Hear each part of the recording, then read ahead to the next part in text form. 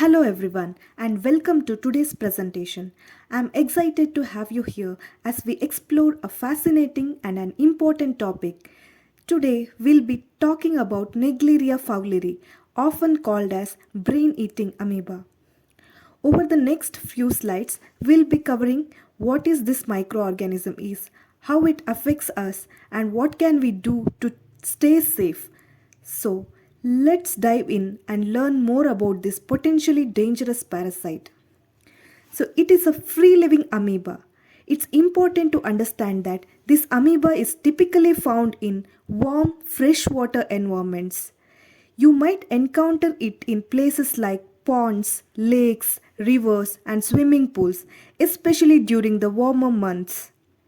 What makes this amoeba more interesting and concern is the ability of this amoeba to live freely in these water sources. While generally it doesn't cause problems, under certain conditions it can lead to infections.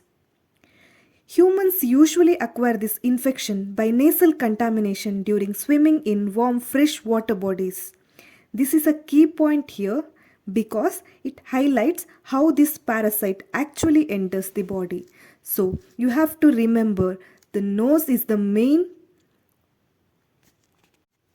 and primary part of the body through which this parasite enters inside. So when people swim in contaminated water bodies, if the water enters the nose, say due to a splash or during diving, that can lead to infection. The nasal contamination is particularly important because it is the primary route of entry of this parasite.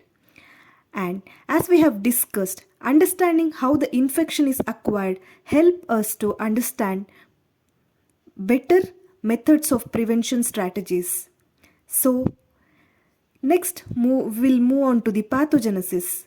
So once this parasite, that is Naegleria fowleri, enters the human nose by inhalation during swimming, it penetrates the nasal mucosa, which is the lining of nasal cavity.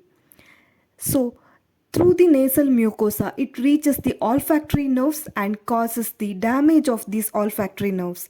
These olfactory nerves are responsible for the sense of smell. And through the olfactory nerves, it directly reaches the brain and causes Primary Amoebic Meningoencephalitis, which is a serious condition and leads to death in the individual ultimately. Next, the incubation period of this infection. So, incubation period ranges from 1 day to 2 weeks. During this incubation time, individual will not show any symptoms. Once this incubation period ends, the first noticeable sign often involves the loss of smell or loss of taste. This is because of the damage of olfactory nerves, which is responsible for the sense of smell. So, next, followed by that, there will be a range of other symptoms which can appear, including headache, anorexia, nausea, vomiting. If the condition is progressing to severe condition, then there will be high fever, stiff neck, confusions, hallucination, ataxia, which is a loss of coordination, then seizures, coma, and even finally death.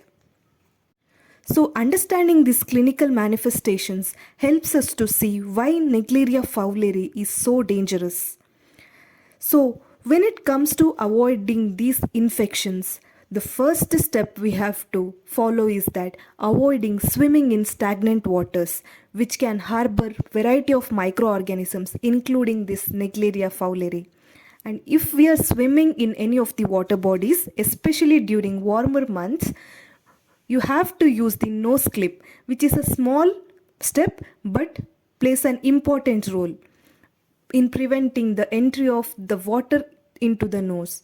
And always you have to try maximum to keep the head above the water to stop the water from entering the nose. So if you are rinsing the nose, always use sterile water for rinsing, and always ensure the swimming pools are properly chlorinated, and don't stir up sediment in shallow water as these amoebas lives in the soil. Thank you.